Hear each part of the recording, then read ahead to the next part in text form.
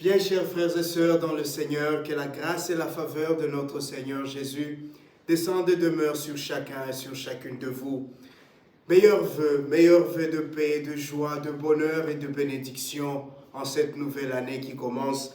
Je n'ai pas été visible au début de l'année pour vous souhaiter tous ces vœux, tout ce bonheur et toute cette joie parce que nous avions aussi un peu pris de repos, nous avions décidé de prendre un temps pour nous ressourcer spirituellement, physiquement et aussi moralement. Et nous sommes là, nous sommes de retour avec cette joie de Noël, avec cette joie de notre Seigneur Jésus qui est venu, qui vient pour nous sauver.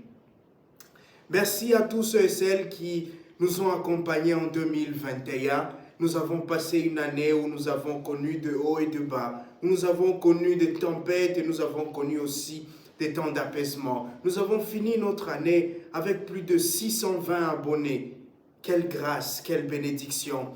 Et nous pensons que cette année, nous pouvons aussi ajouter encore 600 abonnés, voire plus, parce que la famille de Dieu, la parole de Dieu est inarrêtable. La parole de Dieu appelée à grandir. La parole de Dieu, rien ne peut la freiner.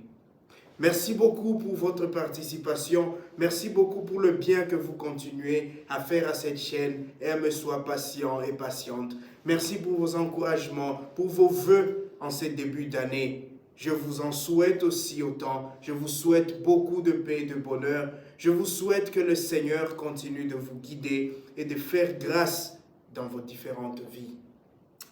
Cette année 2022, je voulais l'inscrire sur 3 choses. C'est une année que j'appelle l'année de berger, l'année du berger. Je vais inscrire mon année 2022 dans la philosophie de berger. Les bergers qui viennent voir Jésus appliquent 3 choses. Le berger, il se hâte. Le berger annonce ce qu'ils ont annoncé et les bergers s'en vont pour annoncer la bonne nouvelle. Voilà comment je prends cette année. C'est une année où je me hâte. Une année où je ne perds pas le temps. Une année où je me débarrasse de tout ce qui me faisait perdre le temps en 2021. Que ce soit les réseaux sociaux, que ce soit les amis, que ce soit le cinéma, que ce soit tous ces éléments-là qui gaspillaient mon temps en 2021, je les laisse pour cette année 2022. Je me hâte, je me fixe un objectif, j'ai un focus, je sais où je veux aller et je veux là où je vais aller. Voilà comment est-ce que je commence et je veux commencer et je veux poursuivre cette année 2022. Voilà comment je nous propose d'entrer dans cette année 2022. Soyons concis et précis. Sachions ce que nous voulons, où est-ce que nous voulons aller. Nous avons trop gaspillé de temps dans des choses inutiles. Nous avons trop gaspillé du temps avec des personnes qui ne nous aidaient pas ou qui ne nous ont pas aidés. Cette année, c'est l'année où on se met en rang. Cette année, c'est l'année où on ne perd pas, on gagne en temps. Le temps ne nous appartient pas. Nous n'avons qu'aujourd'hui. Hier est passé, demain nous ne savons pas. Nous n'avons qu'aujourd'hui. Agissons en conséquence. Apprenons à gagner le temps. Apprenons à vivre avec le temps. Ne reportons plus à demain ce que nous pouvions faire aujourd'hui. Cette année, l'année qui est passée, on se disait, on a le temps, ça va aller, on peut faire ça demain, qu'est-ce qui presse? Et nous nous sommes retrouvés en décembre avec des projets non achevés, avec des rêves non réalisés, avec des promesses non accomplies, parce que nous pensions que nous avions du temps. Cette année, on se hâte. Comme les bergers, on se hâte. Deuxième chose, on annonce ce qu'on a annoncé.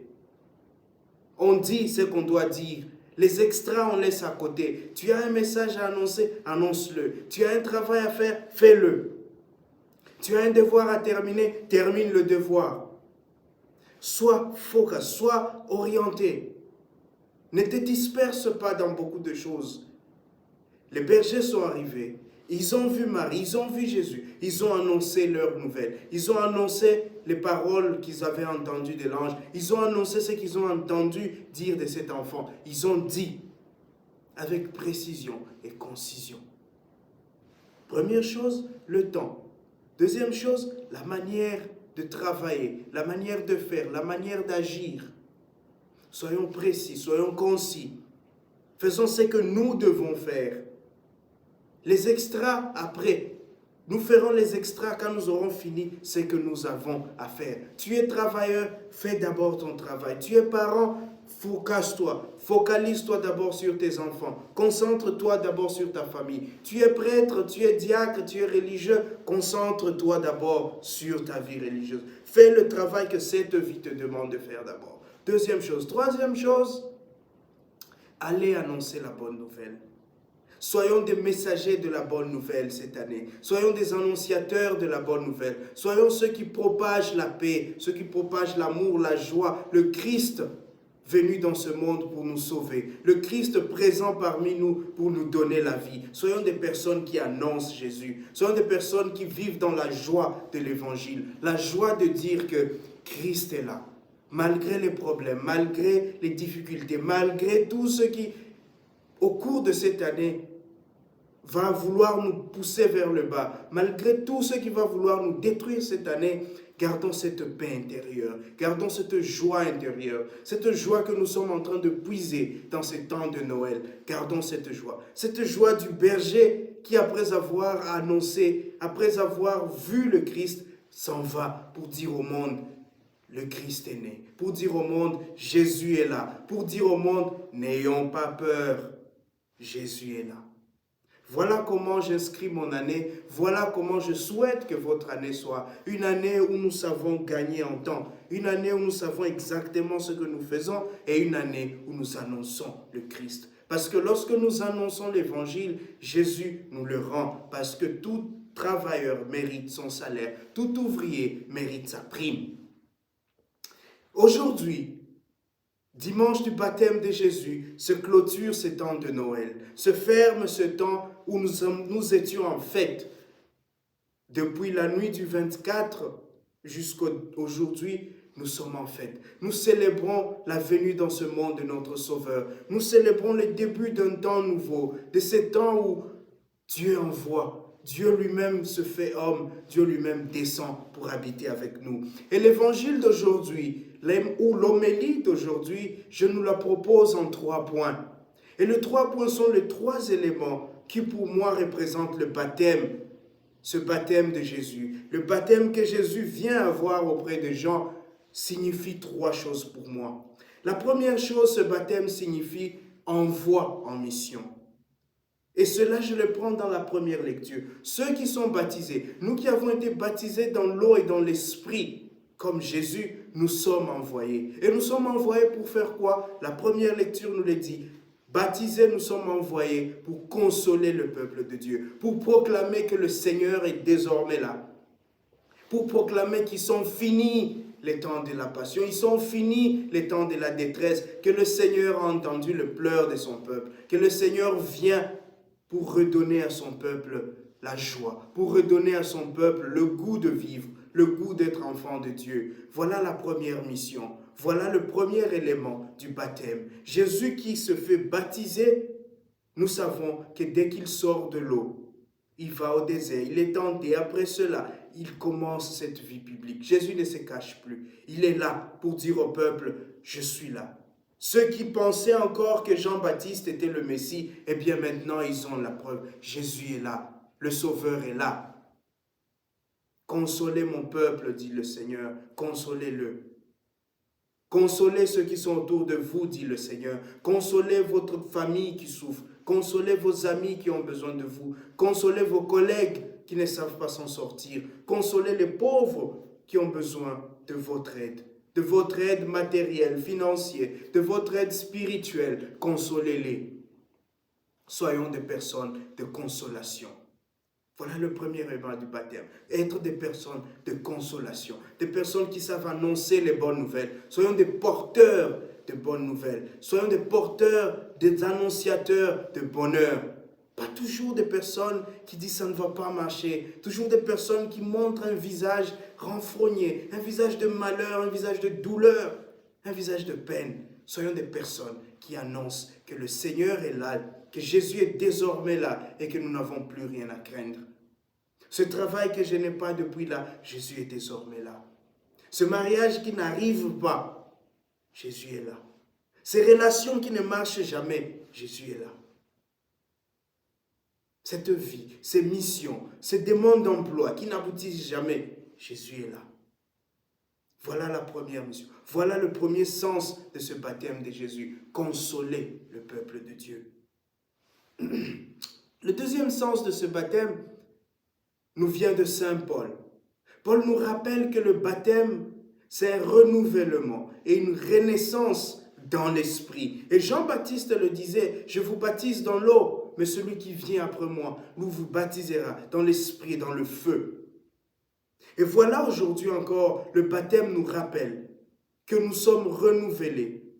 Nous avons été remis par l'esprit dans cette nouvelle vie. Et cette nouvelle vie que nous avons, c'est une vie dans l'esprit, c'est une vie en Dieu. Nous ne vivons plus désormais pour nous-mêmes, nous nous appartenons plus à nous-mêmes, nous appartenons à celui qui est venu et celui qui vient pour nous sauver. Nous appartenons désormais à Jésus et notre vie doit être renouvelée. Rappelons-nous de notre propre baptême. En ce jour où nous célébrons le baptême de Jésus, rappelons-nous qu'il nous a baptisés dans le feu et dans l'esprit, pour que nous soyons des personnes nouvelles, pour que nous soyons des personnes qui sont renouvelées dans l'esprit. Apprenons à renaître dans l'esprit. Nous sommes nés de nouveau lorsque nous avons reçu notre baptême. Et la question c'est, qu'avons-nous fait alors de ce baptême? Qu'avons-nous fait de cette renaissance? Qu'avons-nous fait de ce renouvellement? Sommes-nous vraiment des personnes nouvelles? 2021 s'en est allé, 2022 là. Essayons d'être des personnes nouvelles. Essayons de renaître dans l'esprit, de chasser de nous tout ce qui appartient au passé, tout ce qui appartient à notre vie ancienne, notre vie qui était loin de Dieu. Laissons-le là-bas. Laissons tout cela en 2021. Renaissons. Devenons des personnes nouvelles. Devenons des personnes qui annoncent que Jésus est là, que quelque chose de nouveau s'est passé. Que ceux qui t'ont vu en 2021, quand ils te voient en 2022, se disent « quelque chose s'est passé ici ». Cette personne a fait une rencontre qui l'a transformé. Que ceux qui te voient vivre désormais se disent « le Christ est là ».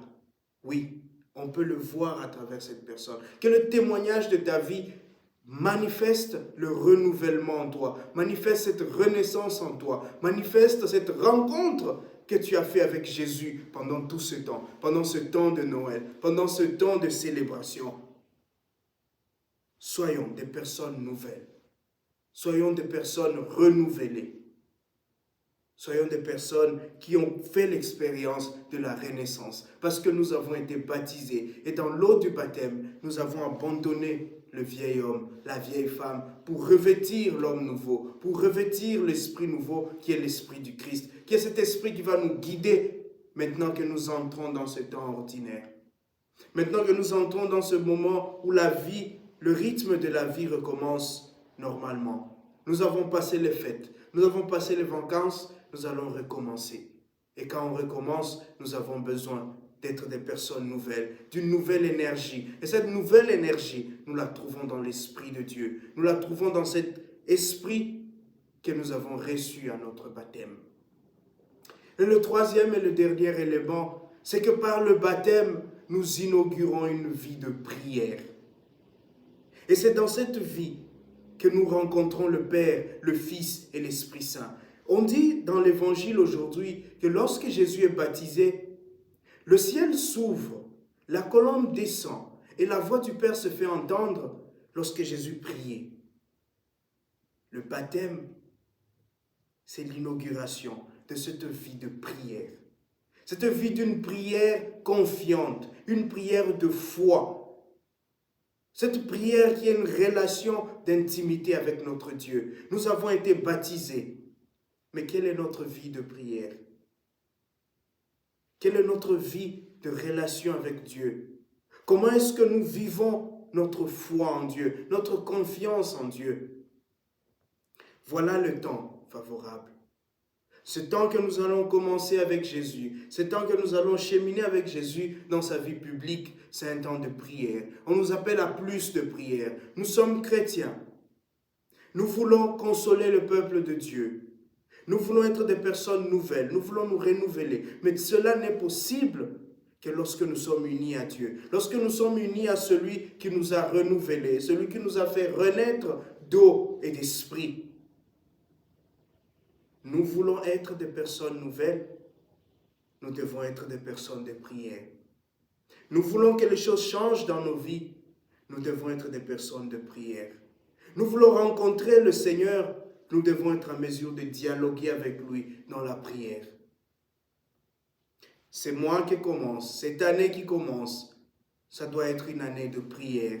Une année où nous développons vraiment notre relation avec Dieu, où nous soignons vraiment notre relation avec Dieu. Parce que c'est à travers cette relation-là, c'est à travers le soin que nous apportons à notre relation avec Dieu que nous sommes capables de venir devant lui, sans peur ni honte, pour lui dire, Seigneur, regarde-moi, je suis pauvre et pécheur, j'ai besoin de ton aide. Ou pour lui dire, Seigneur, regarde, je te rends grâce pour ce que j'ai reçu aujourd'hui. Ou pour dire simplement, Seigneur, je suis là pour te contempler, pour passer du temps avec toi.